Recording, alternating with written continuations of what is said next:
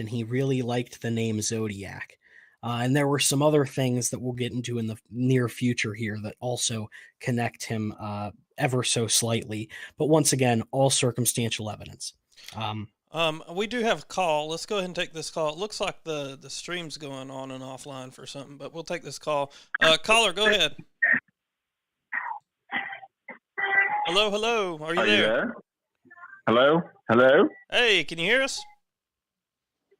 Yeah. Can you hear me? Yeah, I Yes, can. sir. Well, hello, Landon. Hello, Dillan. Hi, Rick. This sounds like Rick. I was just about to say this What's sounds like Rick. up? What's going on, man? How you doing, guys? I just wanted to buzz in here and say hi. Fantastic. We appreciate it. So what's your thoughts on this, guys? I mean, is it collectively just going to be a guy that enjoyed killing, or what is the idea of what's transpiring in the judicial system?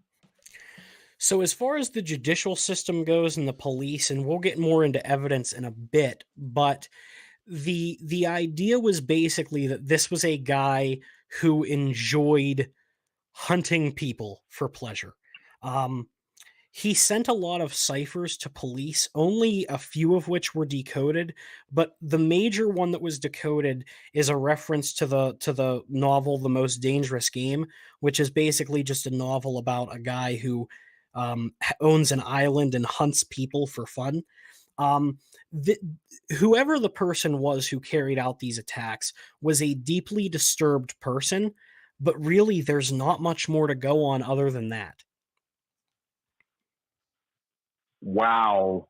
I know that some of the people that have been discussed and have been through the judicial system are like a Ted Bundy, very, very intelligent.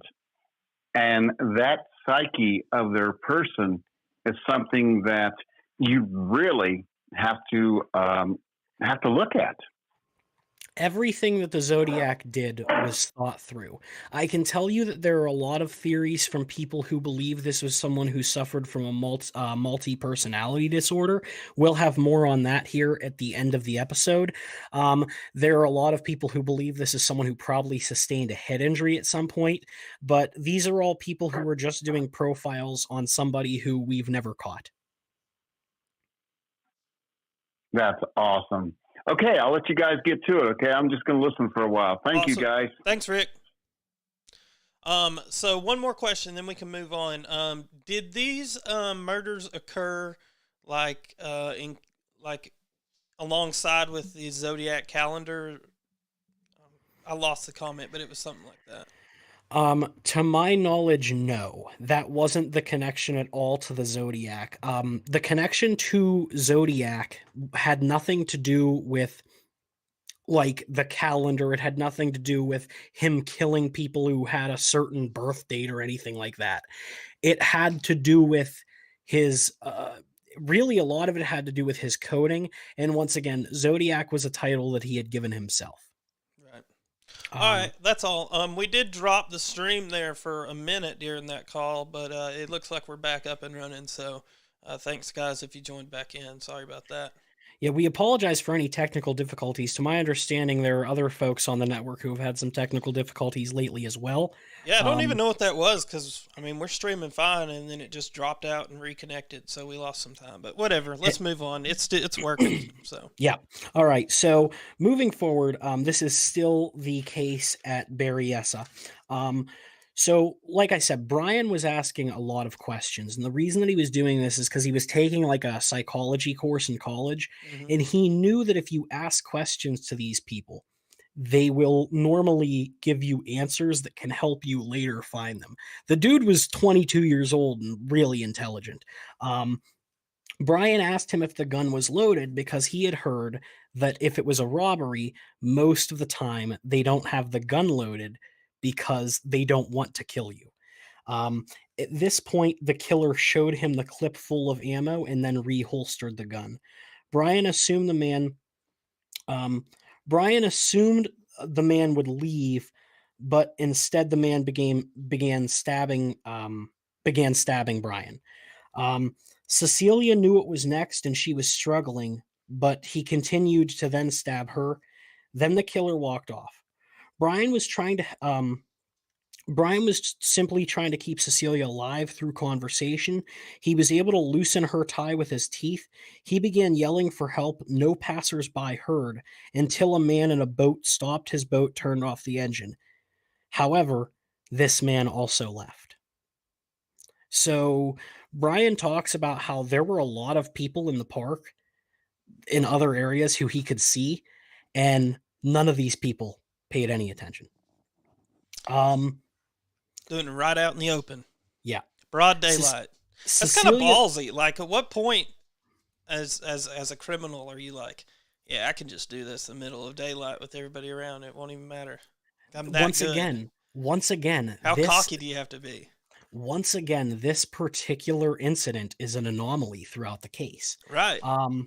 Like, this is why I'm saying, like, this is almost like it's a whole different person, or he's going, I don't know, dude. Well, or maybe the first copycat that there will be more on that in a bit. Right. Fair enough. So, sorry. No, you're good. Cecilia then gained the energy to untie Brian. Brian began looking for help. Now, to paint the picture for you guys, this is a man suffered within 6 and 8 stab wounds because, as we'll learn as we go further, boy, oh boy, do people not have their shit together when it comes to this particular incident. So Brian was able to stop a car. It turns out that the fisherman had alerted the ranger, and this was the ranger coming to save the day. The relief dispatcher got a call shortly thereafter. Shortly after the attack, the relief dispatcher was rookie patrol officer David Slate. A man's voice came over the phone and he said, "I want to report a murder," and then said, "No, a double murder." Then he gave the location and details of the crime. The officer assumed that the ranger sent this person to call, but when he asked where the man was, he said, "I'm the one who did it."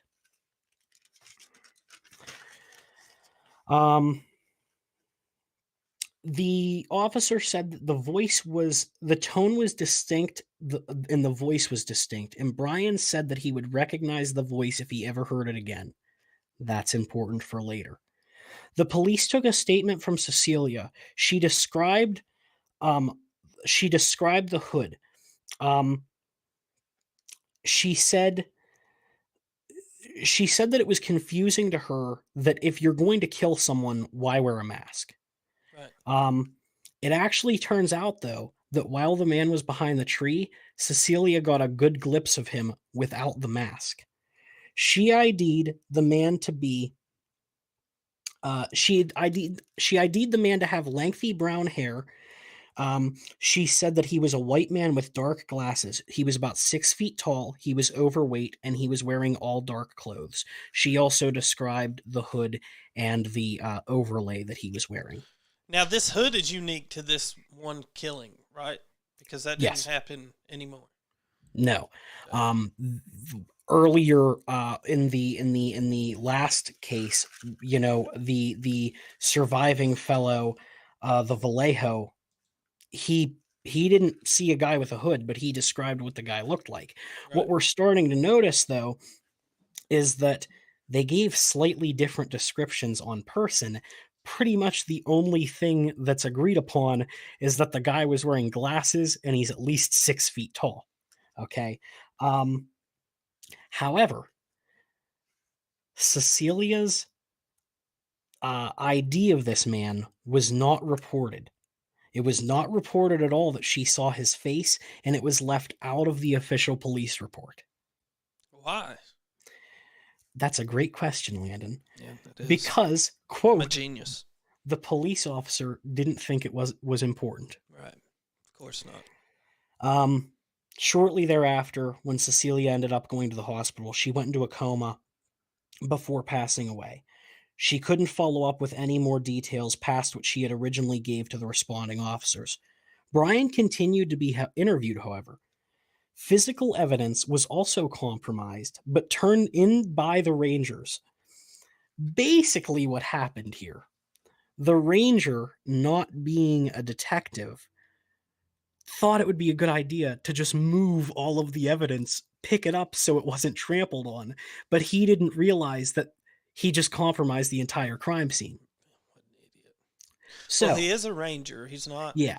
So we can't blame him as much as the police officer who left out the ID. We right. can't so a footprint was found at the scene. It was a military boot known as a wing walker. It's used in maintenance as to not create friction. They also found tire tracks on a vehicle with two different front tires. Oh, So, when we go through and look at how profilers would look at this, the first thing we're thinking is this man is smart. He's probably an engineer. He's probably worked on naval ships, hence the wing walker boots that don't create friction. right. Having said that, he's probably also not that affluent. He probably doesn't have that much money. Okay. Um, the victim's car was drawn on the dates and details of the Vallejo attack from July 4th.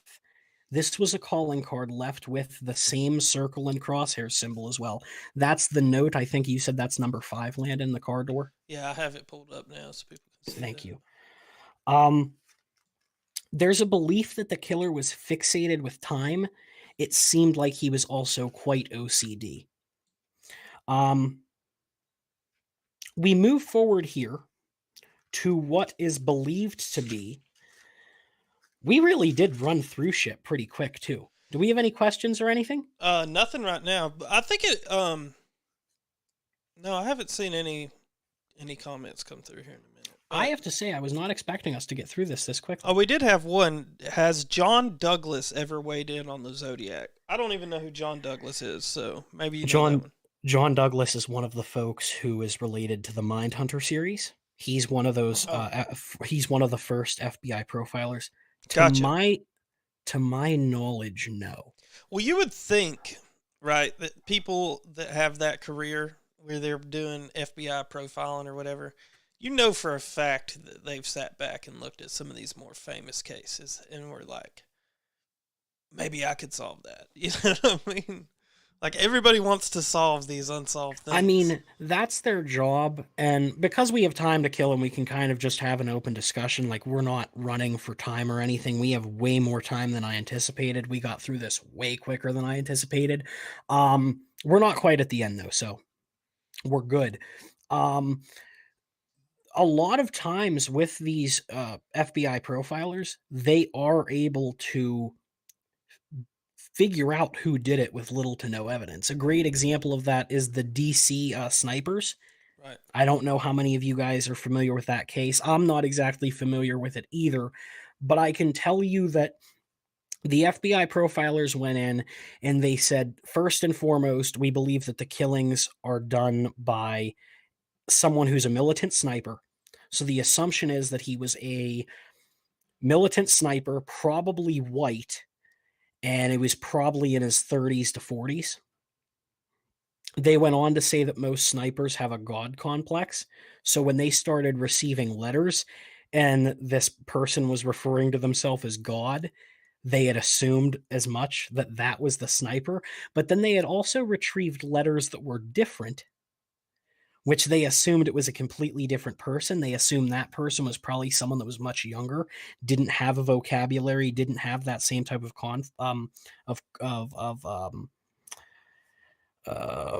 context. They didn't speak the same way. Right. They assumed that this person was probably forced into this. And what they later found out was that the second person was forced into it. He was still guilty, but he was more so forced into it than anything else. And when the case ended, they were accurate on basically everything other than the fact that both men were African Americans. They weren't white. Hmm. But I wonder too, though, if it's with the profilers like weighing in on a case like this. I wonder if they can't do it publicly because they're at some point held liable to some degree. You know what I mean? Like there's got to be some freaking legal jargon that. Yeah, I would assume so. Like I said, I don't know everything about these kinds of fields, but I would assume that a lot of the evidence that these people do, they're not allowed to like release or anything. Right. It's more or less just to get on the trail. It's kind of interesting too. The people that you've mentioned who are possible suspects for some of these, none of those names were mentioned in this series that I watched yesterday. None of them. They were focused on two completely different people. Who were your two people? One of them was a guy by the name of Ross Sullivan, Okay. and then there was another one.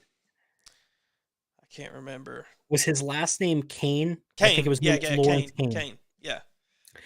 Let me explain why. Those were the two that they really Because dug into. those are two suspects that physically resemble the police drawing. I believe that is picture number 1. If you Right. would pull that up, please. Those two men, unlike Arthur Lee Allen, resemble the sketch. We'll get to the sketch later, but you guys can see it now. Like I said, we're already on the last official incident, and we have nothing but time to kill. They also mentioned though other murders prior to that, but we can talk about those later. Yeah, precisely. Do you want me to keep going, or do you want to just keep having a side conversation to burn a little bit of time? No, keep rolling. Okay. So this is the last official incident, also very different than the other two. We're in San Francisco, California now. Saturday, October 11th, 1969. Paul Stein is a taxi driver. He picks up a passenger. The passenger would kill Stein with a 9mm. He would take his wallet, keys, and a blood-stained piece of Stein's Shirt, right? shirt. Yes, shirt tail. Thank you. The passenger was seen by 3 teens who called police and observed the killer wipe down the cab. Now, it's important for me to mention this now before we get any deeper. Mm-hmm. This is the most frustrated we will all get at one time. Period. This particular incident was so fucked by police that it's kind of insane how fucked it was by the police. That bad. Oh boy. Enter Patrol Officer Don Falk. He believes he saw a man while patrolling. He said the man was 35 to 40, 5'10 with a crew cut. The teens said the man was 25 to 30 with a crew cut around 5'9. Both parties say the man was white. Now, Landon, why do you think that's important for me to mention? That they're white? That he's white. Because the last one you said that they were black. No. The last one, it was a white guy. He was in black clothing, the black hood and the black. It was a white guy also. The reason that this goes back to the one that wasn't mentioned. Yes. The reason that this is important is because the police believe that this was a robbery, and dispatchers reported it was an African-American assailant. Oh, really? Now, nobody understands where the miscommunication was between the teenagers saying it's a white guy and the dispatcher saying it's a black guy. Don Falk passed the person who probably did it. Yeah, that was mentioned in that show, and Patricia brings up a good point here too that I heard, that there was a woman that was in an upper apartment that actually saw the Zodiac kill the cab driver, and I guess that's who she would also witness him cleaning up the car and stuff like that. Yes, so there were actually, with this particular case, there were a lot of Witnesses. Yeah, thank you. There were a lot of people who witnessed this happen. The teenagers are the most noted because the police would later run into them. There were also 3 young kids who saw it happen and the woman in the apartment above. All of these people say they saw the exact same thing. A white dude, 6 feet tall, 30-some years old, wearing glasses, short red hair. Right. Somehow, for some reason, the dispatcher said it was a black guy. So, Boy, oh boy, is it about to get worse. This is why when Don Falk saw a white guy earlier, he didn't apprehend. Okay? To this day, we don't know why there was a false description. Once again, the killer is a phantom. The crime scene was surveyed by first responders. The scene hadn't been compromised this time, but the police can't agree on anything. At this point, with the sources that I've looked into with the research, I read countless reports. I watched an official documentary where a lot of the police officers are talking. Right. They tell each other stories. The person whose story they're telling claims something completely different. And then in the next Zodiac's letter, he claims something completely different. So, what he claims and what other police officers claim is different is Don Falk claims he never made contact with the white guy. He claims he never stopped the white guy. Mm-hmm. The other police officers at the scene, when they were talking to Falk, say that Falk did indeed tell them that he had asked this potential suspect if he had seen anything. Falk says they just kept driving. The next letter that goes to the Chronicle from the Zodiac, Yeah. the Zodiac talks about how Don Falk stopped him and asked him if he saw Right. anything. Don Falk says that he saw this guy walking down the street and he seemed to be walking upstairs into a concrete drive platform that would then take you to the front door of a home. Right. I will tell you, he does still know the address. He repeated the address on the documentary. They blurbed it out, but he does still know the address of the home. It was never followed up. Okay? So, Officer Falk also, once again, what I just said, he saw the man going into the entrance of home. He left this out of his report. So this is the second time we have a police officer leave something completely out of their report. He didn't at all say that he saw this guy going up to the stairs, which once again is why it wasn't looked into further. He didn't admit that he had seen the guy going into a potential home until later. Right. Which once again, this could have just been a guy who wanted the police office trail and it wasn't his real house anyway. But that's still a pretty major part of the story. Don Falk does believe that this man was the Zodiac killer. Having said that, the other officers that were at the scene of the crime don't. They don't think it was the guy. So this is what I'm talking about, where no one knows what the fuck they're talking about. He says, Don Falk goes on to say that he assumes the man didn't live there basically just because of how he was dressed. This was an upper middle class type of community. He said this dude didn't look upper middle class.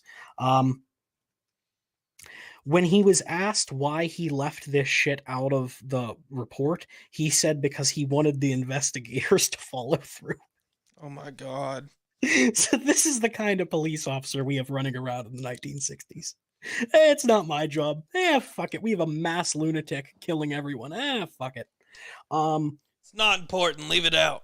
Once again, in a letter sent by the Zodiac, he details the officer driving past, asking him if he saw anything. Once again, Falk claims this never happened. That's funny. Absolutely trolling him. So, do we have any comments, questions? No. Okay. No, we're good. I guess I'll just keep rolling. October 13th, 1969. A letter was sent to the San Francisco Chronicle. The Chronicle I talked about earlier, Robert Graysmith worked there. Right. The letter contained a blood-stained fabric along with, the letter. It's important to note, at this point in time in the investigation, there were 2,500 suspects. Just at this point. Yeah. On October 14th, another letter came, this time with the cab driver's bloody coattail. Who was the first one? Once again, that's an interesting part of the case that I don't know. So we don't know who's the first one is, but we know No. the second one. I believe, if I had to guess, I would say it's probably Cecilia's, Right. but I don't know. Nobody seems to have that fucking answer. If anyone else can find that answer for me, please do it. Because we have a lot of physical evidence coming to the police that there's no evidence, like no one has any idea who this shit belongs to at this point. But what we do know is that the coattail was of the cab drivers. This also included a threat to school children.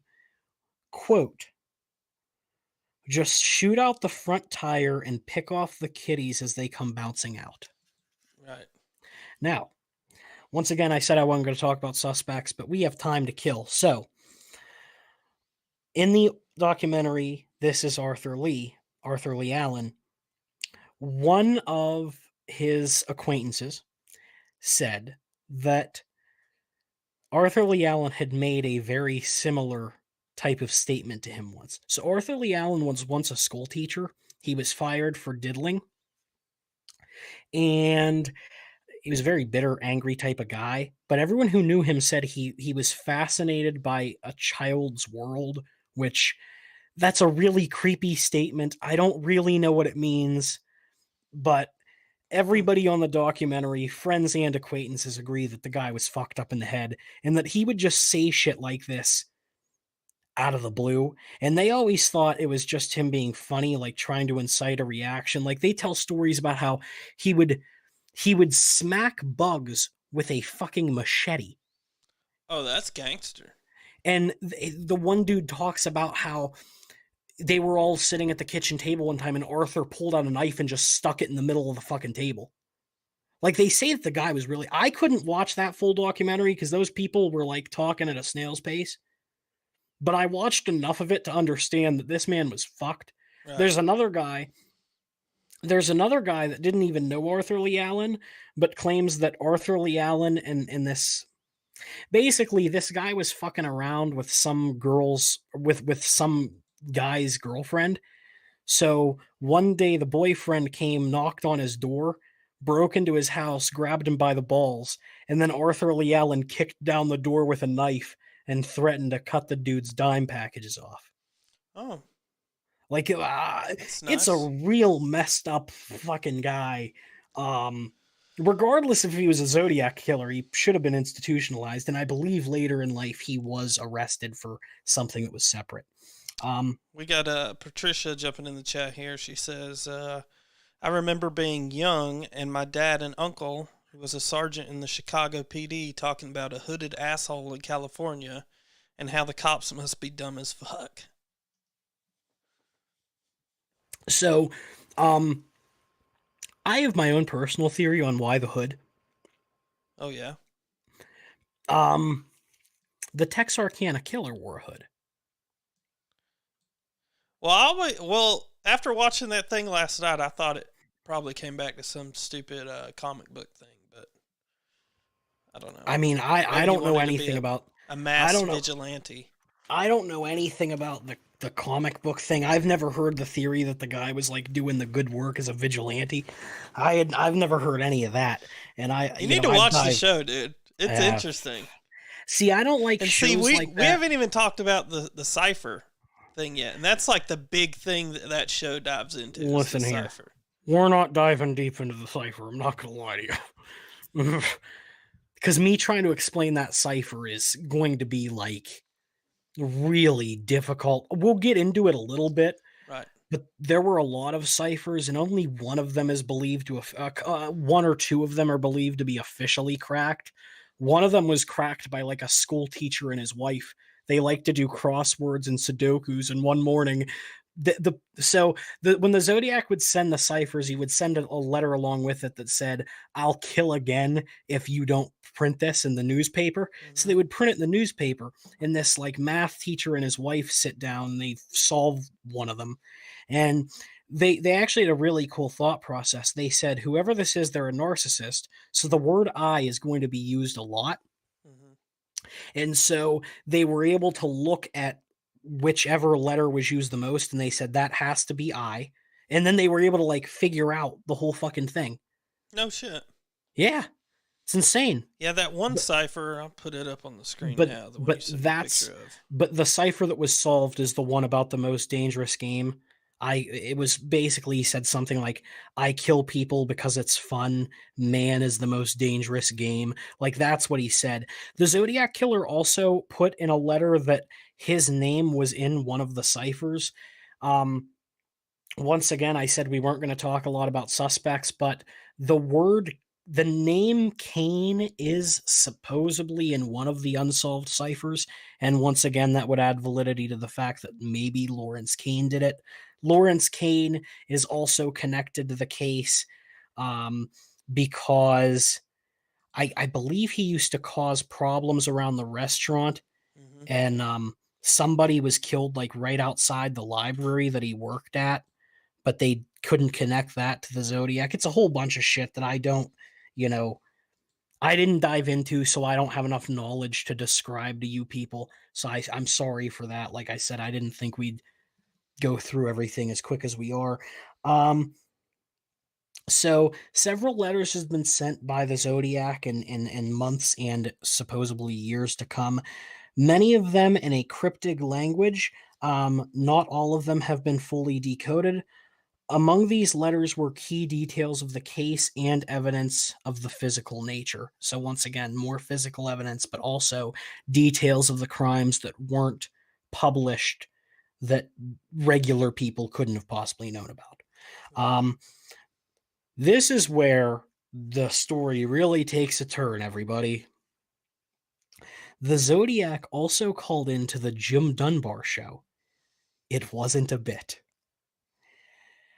Brian Hartnell, the past victim who said that he would always remember what the Zodiac's voice sounded like, says that this voice was not the attacker's voice.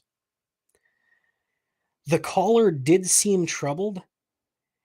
He said that his name was Sam, and he claimed to have had headaches. Okay? So, before the Jim Dunbar show, this man named Sam called Oakland police and said that he wanted Melvin Belly, who was a well-known attorney at the time, to appear on the Dunbar show. When Belly was on the show, the call came in. The caller said he wanted Belly's help. They later talked on and off air and set up a meeting. The killer never showed up. The killer would send another letter on December 20th, 1969. This is a year after the first initial killing. Once again stating that he wants Belly's help. The letter gave more details and had more evidence. Letters would continue to appear throughout the 70s. Police believe any further killings were copycats. The last official letter came in on January 29th, 1974. The Zodiac praised the new film The Exorcist as, quote, the best satirical comedy ever. At the bottom of the letter was a score. Me 37, SFPD 0. Anything after this is believed to be simply a copycat. Right. We have Ray Peace dropping a $4.99 super chat over there in YouTube. Didn't leave a message with a little lemon guy waving, but thanks for that. I was laughing because you can't see it, Dylan, but this little SpongeBob pops up on the screen when somebody sends some money over, and it was pretty funny. I was hoping you didn't see me laughing at you. No, I listen, I almost chuckled at the satirical comedy because, like, that's a fucked up statement, but it's by today's standards, it's kind of true. Like, people look at The Exorcist now like it's fucking hysterical, but at the time, people were like shitting their pants over this movie. Right. I might have even done that. I might have even said that in the past on one of my shows and people freaked out. But like, if you watch that movie in 2020, and there are some parts that are still really fucked up, but like, if you watch that movie in 2020, a lot of those lines are just fucking hysterical and they don't mean to be funny. They just are. But maybe that says something about me. Maybe I'm fucked up. I don't know. So this guy has now said that at least what I'm understanding is that he's claimed that he's killed 37 people. That's what he's saying in this 37-0. That's what the assumption is of the score. Right. And so you're saying that after this, when that was announced, that they don't claim any other deaths were caused by the Zodiac. Yes. That was the last one. See, that's another thing that's interesting about that show is they say that he goes on to New York and starts killing. Yeah, see, that's all bullshit. Here's the other thing. In 1969, the Zodiac sent a letter that said, "I will no longer announce when I'm killing people." Right. Letters persisted. Having said that, there were letters that had completely different insignia, whatever. Insignia? Yeah, thank you. I really did flub that one. Jesus fuck. Insignia? Oh my God, this is how long have we been doing? Oh boy, we only hit the hour. Well, boys, I planned for a 3-hour show, and goddamn, Landon, we did not do it. This gives me a break.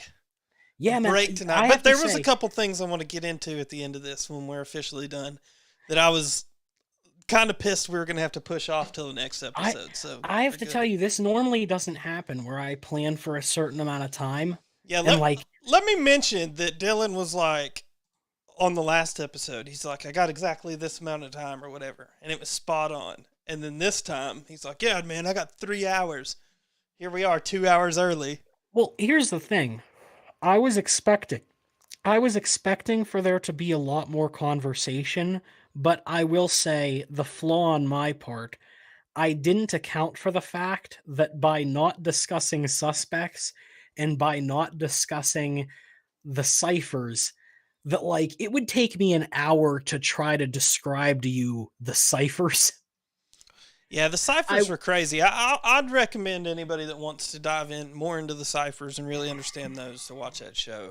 They'd use a supercomputer and shit like that. I wanted for this show to be as easy on us as humanly possible, and so I kept in the majority of details, but there were certain things that I left out just for time because explaining them would have taken longer. Like, I had to really contemplate if I even wanted to put in there that Cecilia was awake and talking to the first responders, because nobody else seems to think that's important. Yeah, see, that was a big thing in that show, too, is that they interviewed the guy who went up and and started meeting him, or was talking to him at the beginning. Yeah, and I also didn't allot time for us to get into the Robert Graysmith thing, simply because, listen, the book Zodiac's a great book, but there's a lot of false information in that fucking book. A lot of false information, to the point that, like, Robert Graysmith tries at one point in the book to connect one of the first responders of one of the incidents to, like, being friends with one of the victims, but the officer says that's bullshit. I never met these people. Right. I have one last bit of page here, so I might as well just read it, and then we'll open a discussion. Sure. I am so sorry, everyone. For what? Because I feel like an asshole. I allotted for 3 hours. Nobody knew but me until you said it. Yeah, that's true. Well, I'm an asshole, everyone. But last time I was spot on, and hopefully in the future I am too. There are some suspects connected to the case by circumstantial evidence, but no suspects were ever caught. Hundreds or thousands were interviewed, and thousands were suspected. The case stays cold.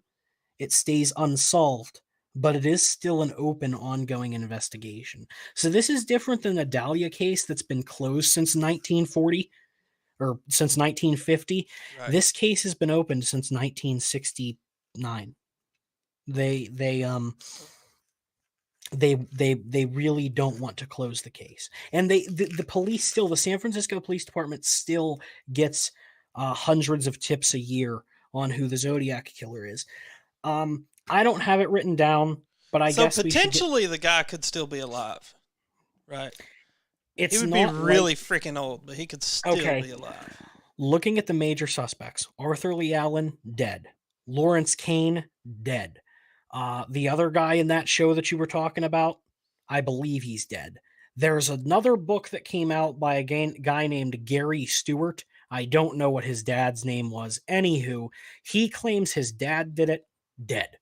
So all of the Right. book came out in 2013. Right. All these people are dead. All of the main internet suspects are dead. Patricia jumping in. What show are you talking about, Landon? Where can I see it? It's called The Hunt for the Zodiac, and it is on Amazon Prime. They have one season up there, and it was free to watch. I don't know if there was more seasons, but I I'd, literally found it last night, so I didn't have enough time to look for a I'd season also two. like to interject that it's on YouTube for freezies. History Channel put it up Perfect. for freezies. There you go. Good. So YouTube or Amazon Prime, if you got that. To my knowledge, there isn't a second season. Okay. Well, it kind of sucked because it just Yeah. ends, and it's like, wait, you were just about to spill the beans on this, and you just let it go. It's yeah, Patricia, you'll really enjoy it because it's pretty cool. But it really dives more around the ciphers. It really focuses in on that, and then just two suspects. But it's a cool show. It's a cool case, man. I personally, I think we're getting to the conclusion here, but I personally don't think that was the end, and I think that he keeps going. I think if you're that crazy of a person, you claim you've killed 37 people, you don't just stop. Well, here's the thing. But that's There are attacks that happened. I might have lost Landon there. I don't know. I'm here. You there? Can you hear me? Yeah. Okay. So there are attacks that happened before the December 20th attack Hmm. that people believe are connected to the Zodiac. Once again, officially, the reports say nay. They are very similar to what the original Zodiac's MO was. Do I want to get into theory? Do I want to Go open for that it. fucking can of worms? Throw it. If you guys want to hear my take on it, Yeah. not that it matters, but like I said, I personally believe that the killings that happened before were probably the same guy that did the first killings. And I think the guy that did the last two killings is a completely separate person. I will say that I think the December 20th killing may have just been something completely different. And I think the killing, the attack on the first victim that lived, the Michael Magal fella, I think that his might have been completely different. And the reason that I say that is that he talks, like I said earlier, he asked her if she knew who it was, and she said someone who's jealous. From what we know of the Zodiac didn't kill people because he knew them. Right. It seems to me like that person might have just killed them because he was pissed off. It's also important noting that Darlene Farron, who was the woman with Michael, she was married. So I feel like, listen, it could have been another boyfriend of hers. It could have been the husband. The description that Michael gave was different than any other description.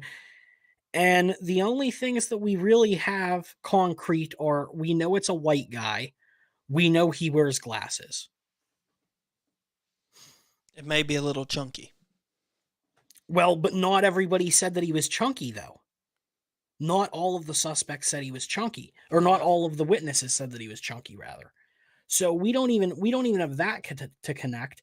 And the only one of the suspects that was chunky was Arthur Lee Allen, who also didn't fit any other description other than the fact he was a tall, chunky guy. He was also like a bald man who wore glasses. He didn't have long flowing hair or a crew cut. And the incident with the hood, Cecilia said that the guy had long brown hair and she knew this not only because she saw him without the hood, but she said you could see his hair through the eye holes. Mm. Like I said, to me, it's probably a lot of different people. Right. And like I said earlier, there was a lot of killing happening in California's area at this point in time. I really don't know what to say. I really don't. It's one of those times where, like, the last time with the suspect towards the end of the episode, I was able to pretty much debunk it. But this time, it's like I don't even have anything as far as these people to debunk because we didn't really talk about suspects. But even if we did, all of the evidence that puts those people within the crimes is all circumstantial anyway, and it Right. doesn't seem like the MO of the Zodiac killer. Yeah, I mean, look, there's no way that we're going to be able to come to a conclusion with what we have available to us. I mean, if even if the police had it, they would have already tried to charge somebody with it. So it's an open case. Nobody really knows.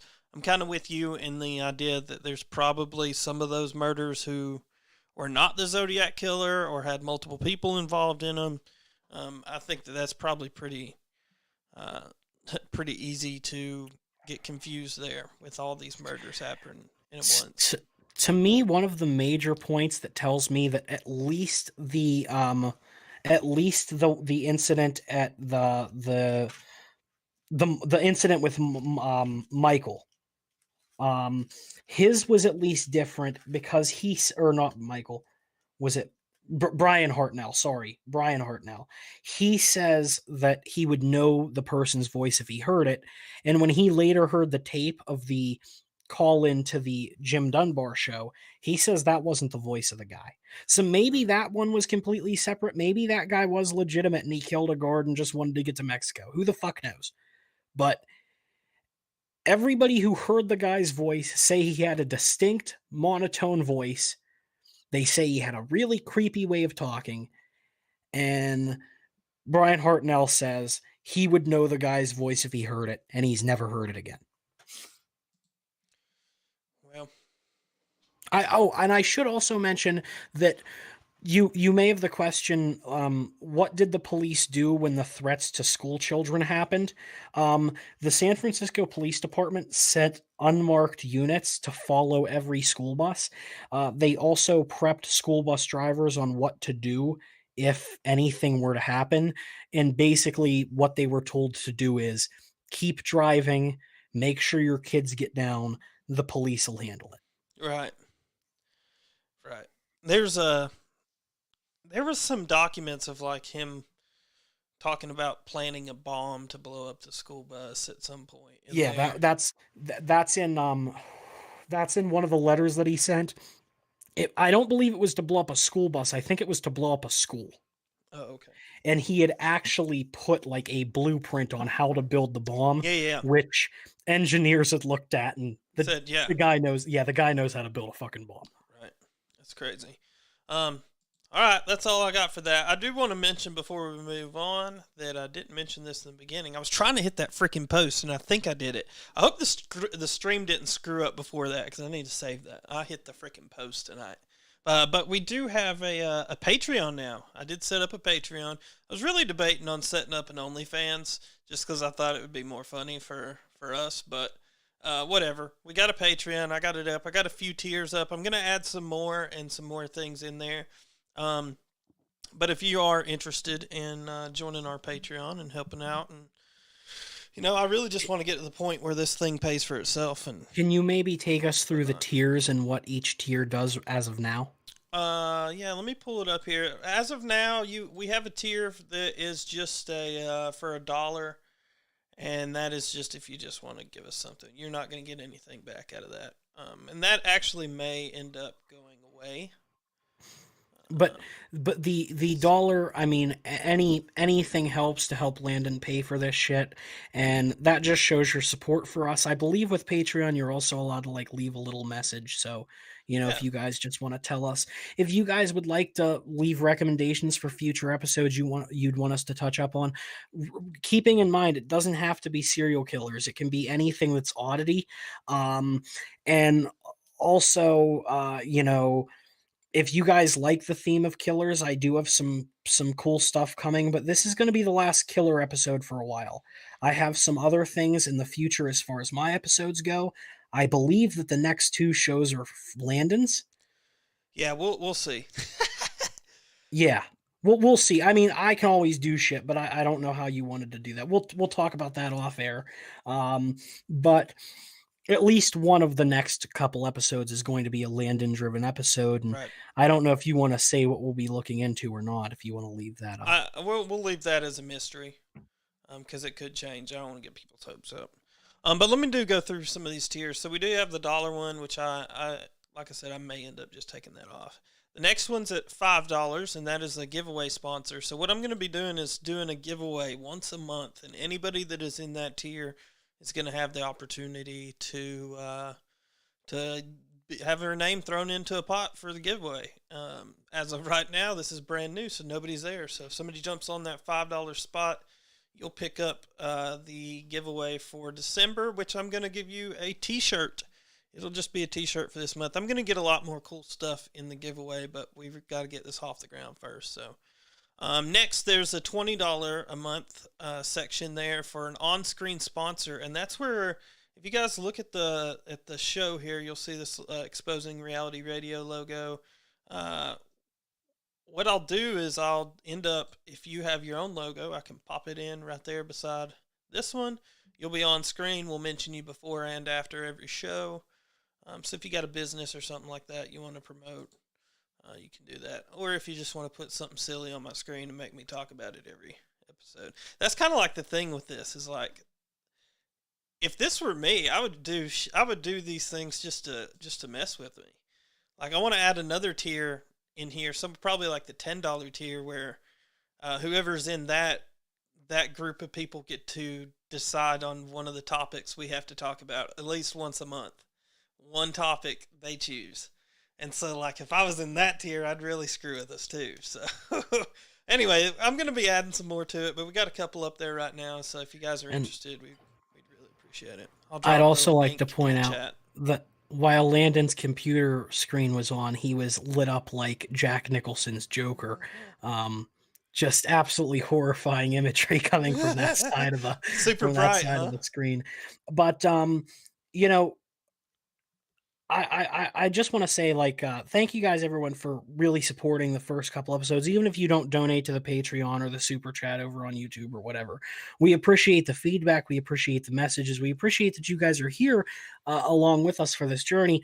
And if you know, maybe helping out with the Patreon or the Super Chat isn't something that you want to do, the easiest thing that you can do to support us, to show that you care, is to just share us to anyone who you think might want to watch. That's 100% free to you.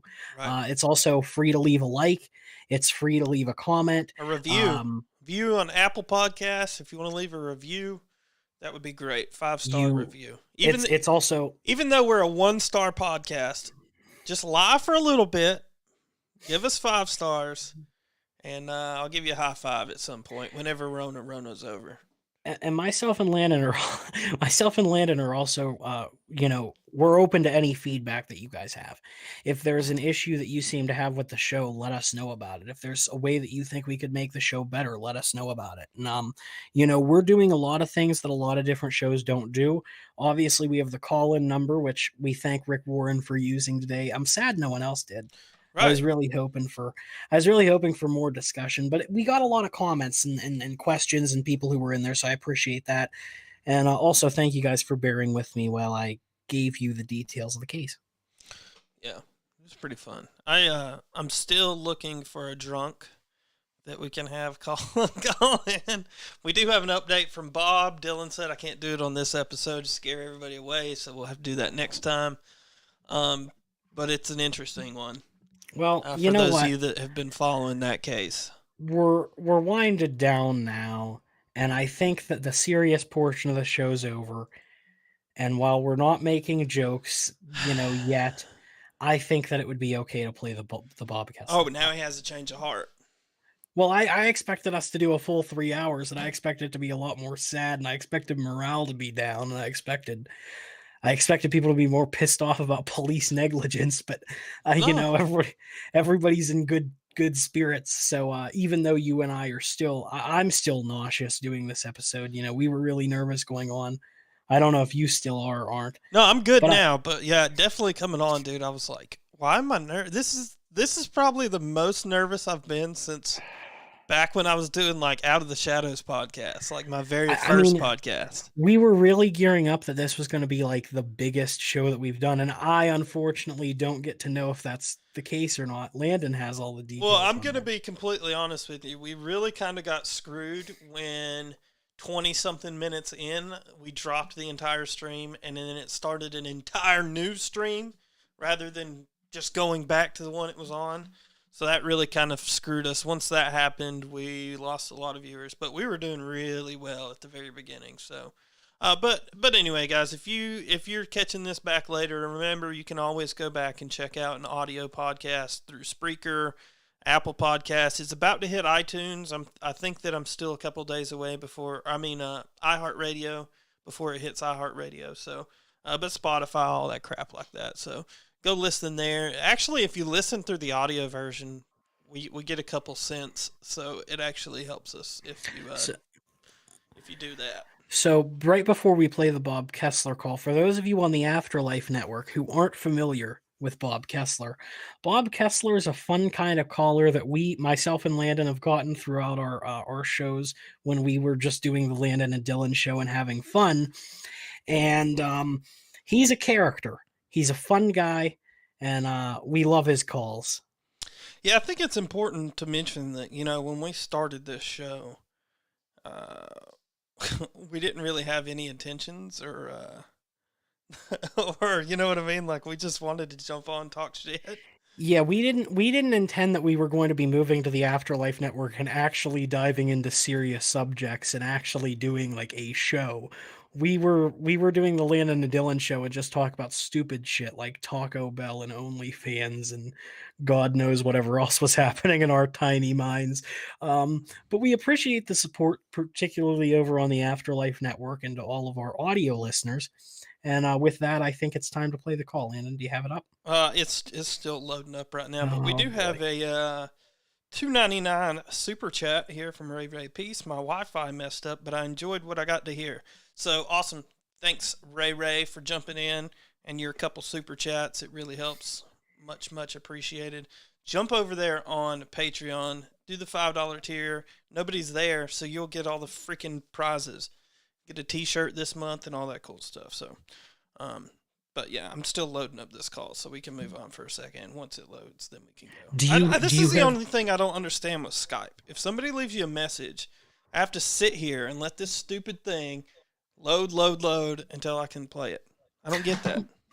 Well, I know that you said that you had some things that you wanted to touch on and hoping that we didn't go the full 3 hours. So do you have any subjects for? Yeah, I wanted to dive in for a second. I'm going to go ghost here again. Super bright. Sorry. I wanted to go back into our monolith. This is expanding more, Dillan. I know that you're not a fan of the monolith thing. There were some theories that maybe Tesla had something to do with it because it looked like a Tesla thing, which I kind of get that, but no, it's not a Tesla thing. It appears now.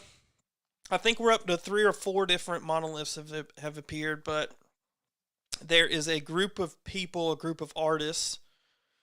Let me see if I can find their name. A lot of people thought that originally this was something from aliens or a marketing ploy or whatever, but apparently it's a small community of stunt artists who now have claimed responsibility, and they're offering more of these monoliths up at a price of $45,000 a piece. You mean to tell me that these people want to sell this shit? Yeah, they are selling it. Here, I'm going to put this on the screen for everybody to see. Landon, I would be happier if it was aliens at this point. Jesus, God. Welcome to capitalism, everybody. We'll sell you a piece of metal that does nothing. Yeah, it just kind of sits there. So there it is. People are seeing this on the screen here. And there's pictures of, here's the guy right now. He's grinding the freaking monolith. They're making one and like sanding it down or whatever. I don't even know what the hell it's called, but yeah, $45,000, dude. Like, come on. Doesn't that sound like a little bit expensive for just a piece of metal? Listen, if you want a piece of metal, go dig a hole in your backyard. you'll stumble across one at some point. Maybe you'll find a body. Maybe you'll find a treasure chest. Well, That's it what I want. what I want to find a treasure chest. right, like that guy Yeah, who did yeah. that in like Mexico, New Mexico or whatever. Well, there was a dude who did he had a bunch of like riddles to solve. Right, that And he was the New had Mexico guy. Oh, was it from New Mexico? Okay. That Yeah. one recently got found actually, but it was by a person who had no idea about the poems or anything. They just stumbled across the Yeah, he fucking just freaking stumbled right on top of it. It was like I'm pretty sure it was a couple $1 million worth Yeah, it was a of. couple $1 million worth of shit. And the guy who started the treasure is still alive. He was really happy that someone found it, but I think that he was sad that it wasn't through the puzzles. But he did say that he figured that people would be able to figure it out like really quick. Like he thought people would find it immediately. And he said he never expected to last like 20 years or Yeah, whatever it I'm did. pretty sure it was like 20, 25 years that that thing went. Christopher back. He says he went shopping. Um, yeah. So I'm trying to load this thing up, but it's still loading, dude. This is the problem. Dylan told me I couldn't play it, so I couldn't have it prepared prior to coming on, and it's pissing me off at this point. How was I supposed to know we were going to get through the Zodiac case, something so synonymous, something so deep rooted in an hour's time? Look at How was that! I Oh, supposed to this know that? the message popped up on this screen here. Ray joined our Patreon at the $5 tier, so thank you so much. What is And that already? $15 from Ray Ray? yeah, Ray, that's we appreciate it so yeah, much. that's awesome. And I didn't even realize that it was going to pop up on the screen that you joined Patreon. So awesome, great, thank you so much. And again, if nobody else joins by the end of December, then you automatically win the free T-shirt for December. And then we're gonna have some more stuff coming up. I've got some other things. Dylan, I've been kind of overworked here trying to get the network started. There's so much that I still have to do in the background there, running this show, work, holidays, all that crap. So I'm getting caught up, but I'm still behind. I need some help. That's what I need. I think that everybody's in the same boat as far as, the holidays and it being hectic. And that's why, like, Yeah. listen, we're not at all pushing people to donate or anything like that. It would be nice, but we're not pushing that because we understand, listen, not everybody during COVID, especially, not everybody has the extra, $5 or whatever to send to two assholes. And, but we appreciate everything and we appreciate the views. And like I said, sharing and leaving reviews and comments is free. So if you want to support us, sharing us is probably the best way to do so. I don't have anything else, Dylan. This thing's still loading, so I'm done. I am so done. Well, I don't know what else to tell you guys. Nobody I else guess, got anything.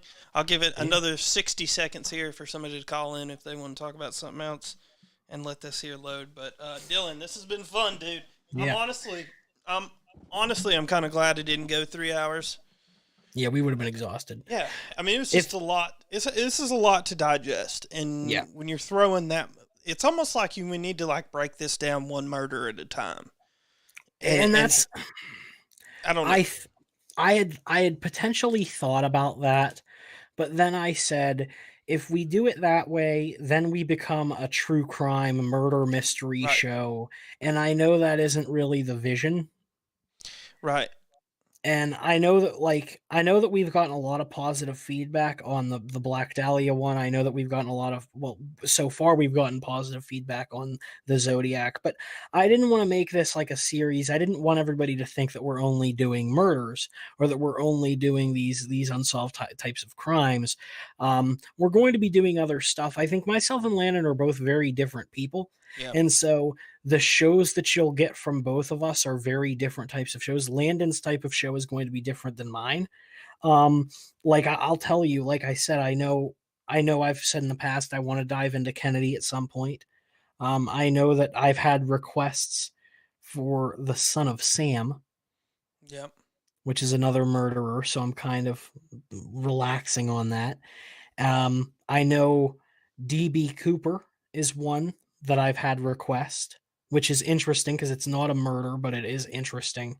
So I have a lot of different things to kind of juggle as far as what do I want to get on the grind and research. Um, but all of that really depends on you guys as well, because myself and Landon don't want to do things that you guys aren't interested in, you know. Right. But But then again, I don't care if I'm interested. Screw you guys. yeah. I'm Well, just we kidding. but I we want also, to do things that you guys suggest. So if you got yeah. something, you know, that's really where I want to try and do it justice. If something you got out there that you want us to dive into, I'm gonna do weird shit. I'm gonna do Yeah. stuff that nobody else is doing because I don't Yeah. want to do these generic shows that Are you you calling can my find shows generic? everywhere. I mean, the Zodiac Killer's been done a million times. I'm not saying it's generic, but it's done a million times. So I want to do things that haven't been done. I think that a lot of the appeal of doing these things, and like I said, it gives me because none of these people who are watching or none of these people who have other shows, particularly on the Afterlife, know who I am. They don't know me as a researcher. They don't know me as a personality. And so by doing these kind of basic generic things, it helps these people to understand what I am, you know, because none of these people know who I am. They kind of have an idea of who you are, I think, you know. Um, and we also understand that, like, for particularly over on the Afterlife Network, you folks are probably here because you want to listen to paranormal shows. You want to listen to ghosts and aliens and big feet and Mothmans, and myself and Landon will dive into cryptids. I can't promise you we're going to dive too much into aliens or I ghosts. won't do the popular cryptids. Like I want to Yeah. do the creepy, weird ones that nobody wants to talk about, Yeah, we're not going to do, El like the melon Chupacabra. heads. Yeah. We think that we might do Hellier. We might re-adventure Hellier. Yeah, I Which- definitely want to get into Hellier again because I feel But like I shot at that myself in the point, foot there. yeah. I mean, I think that my old show on Hellier, I think was fantastic, actually. I think it was one of the more phenomenal shows that I was able to cover. Um, I think that you and I have both done one or two shows on Hellier in the past, so this is really just old hat for us. Right. But we want to do things that are different. We want to do things that are fun. We want to do things that are unique. But we also understand that a lot of you guys are going to be kind of hesitant to click on because you're more fascinated with the ghosts and goblins and whatnot. And we're just hoping that we can show you guys that we can make these topics fun and entertaining for everyone, not just people like myself and Landon. Right. Let me see. I got this. Oh, I was thinking it was going to play. Oh, it is playing. We got a Bob call. I think this is it. Are you ready for this? And then we're closing out after this. I'm ready. Hey, fellas. This is Bob Kessler. I just wanted to call and say I broke out of prison. I haven't been on the phone lately to call in because I've been in jail. But I stole a police car, and I'm hitting the road. I found me a boy that I love. His name's Philip. Say hey, Philip. Hey, man. I got me a police car. I got me by Philip. We're in love. We're going to run away together. Hopefully we'll make it, or we're going to Thelma and Louise this shit. And then that's when it went out. No, we didn't get the full Bob Kessler. That was definitely one of the top Bob Kessler calls. Dude, I there's a siren and everything. Yeah, man, I'll tell you what. The only Bob Kessler call that I think tops that is when he called in live. Yeah, you can't beat the live. That The was live great. was, but Unexpected, but great. ladies and gentlemen, that was Bob Kessler. That's one of our famous bits. We thank you all so much for listening, and we appreciate each and every one of you. Like, share. We appreciate it. Go leave the reviews on the audio formats, and have a great day. All that good shit. And don't forget, join the Patreon. We love you guys so much. Ray, thank you for your participation and helping us out there. And to everybody that commented, we love you guys. Thank you so much, and we'll catch you next time on the Landon and Dillan Show. And Rick Warren for your call. Oh, yeah, Rick Warren. Oh, don't forget, coming up here, 9 o'clock Eastern, right here on the Afterlife Network, Paranormal Analytical, Eddie Hill, Rick Warren, 9 o'clock here on the Afterlife Network. You guys can stick around and listen to them. I think what was it they said they were talking about? Oh, boy. You remember? I don't remember. I can pull it up really quick, probably. Yeah, I got a second.